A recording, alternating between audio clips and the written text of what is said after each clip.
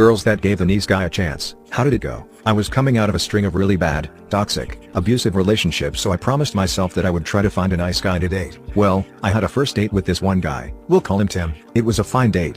He was nice and we had fine conversations. I didn't feel any immediate chemistry, but I was also not used to dating guys who weren't blatant booty holes, so I figured that was why I didn't feel an immediate connection. I told myself I'd go on one more date with him and see if the connection grew in any way. So we go on a second date a week later. It was a short date. We had an early dinner, and I was back home 90 minutes after he picked me up to drive me to dinner. Again, no sparks, but he was nice and it wasn't a bad date. So I told myself I'd go on one more date with him and that would be the deciding factor. I was still wrestling in my head with the idea that I was just not attracted to him because he wasn't an asshole and maybe I was just scared of nice guys. Well, on our third date, he asked me to move in with him, offered to put me on his health insurance plan. I was uninsured at the time, and told me he loved me.